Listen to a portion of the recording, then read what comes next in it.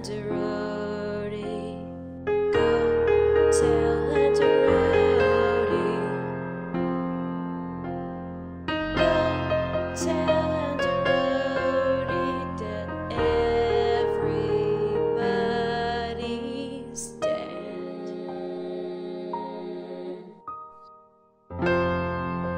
With it being about a year since Resident Evil 7 released, it's time to start talking about the next title in the series, Resident Evil 8. Resident Evil 8 has the potential to be the greatest Resident Evil yet, and with the positive feedback 7 has received, this could really help Capcom create a masterpiece. Now going back to 7, it was obviously a substantial change to the franchise, going from third to first person perspective, and having much less action-packed gunplay with more of a horror survival theme. And that was a great decision made by Capcom.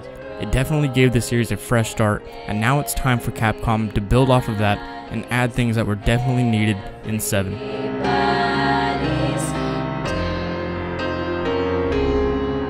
Let's start with the location. So some people are hoping for the return of Raccoon City in the next title, or a similar big apocalyptic city.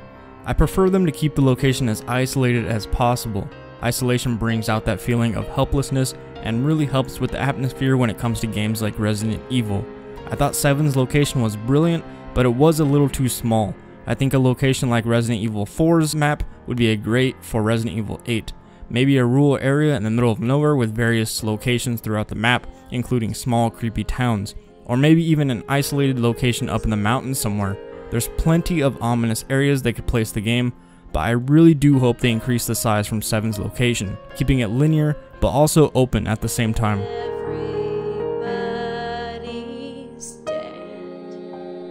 With the story, I don't think it should be a sequel or prequel of any kind. The main formula to Resident Evil is a person having to deal with a difficult, life-threatening situation. I don't think it matters if any iconic characters return, even though I wouldn't mind seeing Leon as a protagonist once again. But as long as they keep the formula like they did in 7, I think the story will work out fine as a standalone. When it comes to the storyline, I would love to see Capcom throw in more mystery and take the game to the past like the early 1900s. Rather than the game showing you who the enemy is, I think it would be an interesting twist if we had to figure out who and what was causing the havoc in the next title. Maybe a detective that was sent out to check out a reported plague infecting a town, making its victims go insane.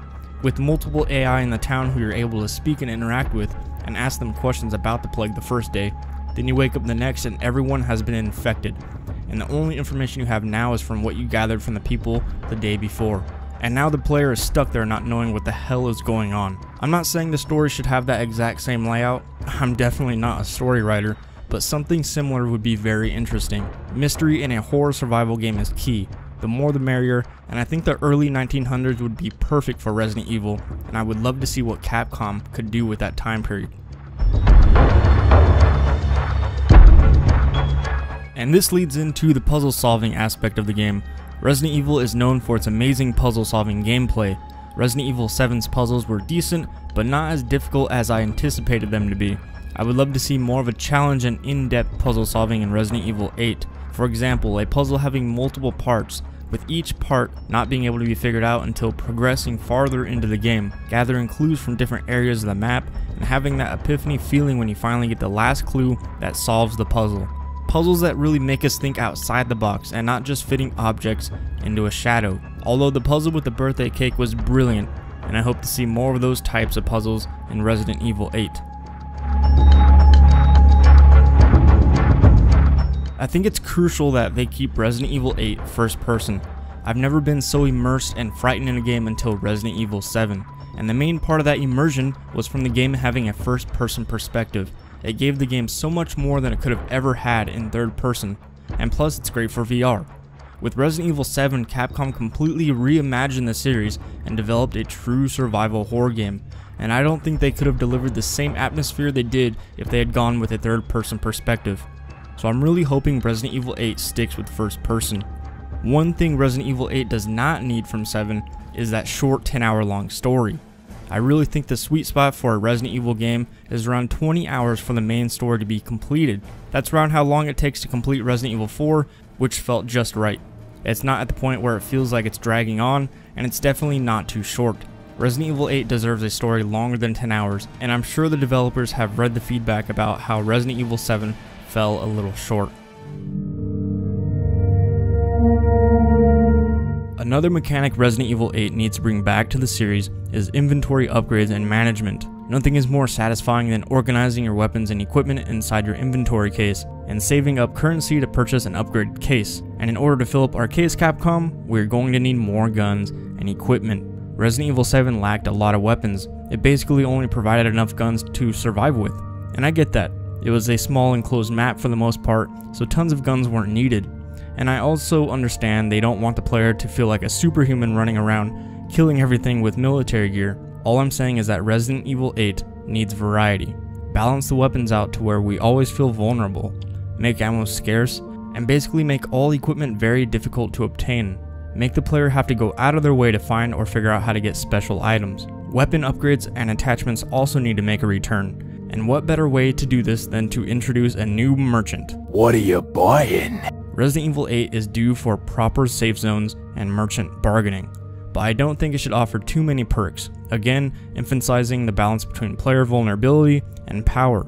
Since Resident Evil 8 will most likely carry in 7's footsteps as a true survival horror game, it wouldn't be good to give the player too much power, at least in the first half of the game. However Capcom decides to implement a variety of weapons and equipment, I hope they manage to do it in a way where the player is only rewarded with stronger weapons for solving difficult puzzles or discovering secret locations throughout the story, giving a real incentive for players that like to check every square foot of the game.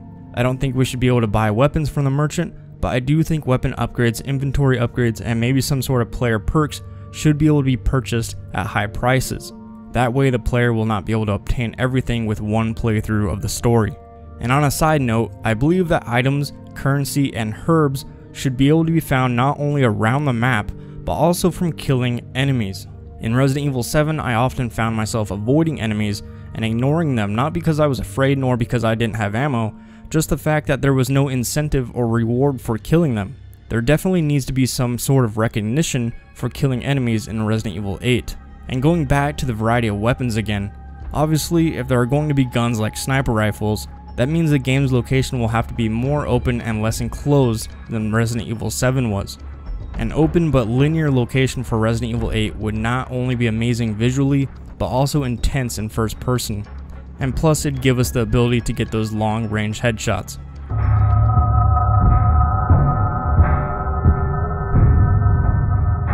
When it comes to enemies in Resident Evil 8, I believe it should consist of not only more as in actual numbers, but also more types of enemies as well.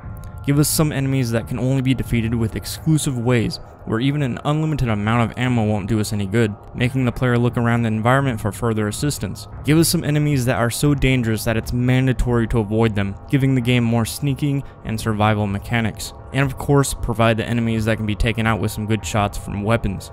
Resident Evil 7 had a fair number of enemies, but since the game was rather short, there was also a short supply of enemy variety. So with Resident Evil 8, which hopefully will have a much longer story, this will allow the developers to implement more unique enemies within the game.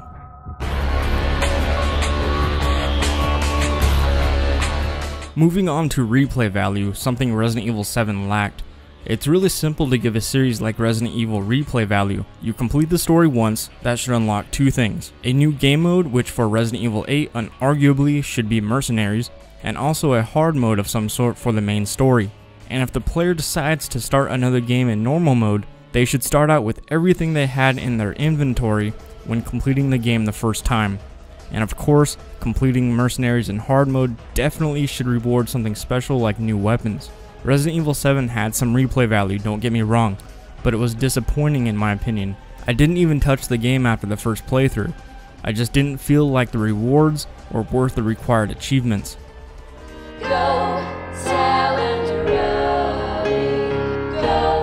So those are some of the important things that I and hopefully some of the community wants to be present in Resident Evil 8. This is going to be one, if not the most highly anticipated Resident Evil title ever, due to the fact that Resident Evil 7 was such a different game than we all expected. It turned out to be a very solid Resident Evil title, and it opened up so many opportunities for the franchise going forward. So everything is up in the air for Resident Evil 8, and like I said before, just looking at some of the minor flaws in 7, this could really help Capcom create a masterpiece. And with Shinji Mikami possibly returning to direct Resident Evil 8, anything is possible. So if you like this video, please give it a thumbs up. If you didn't, give me a thumbs down, it really helps me out a lot. And before we go, make sure to subscribe here at Roger Productions for more Resident Evil 8 content just like this. And also, let me know down in the comment section below what you want to see in Resident Evil 8. Other than that, guys, I will catch you in the next video.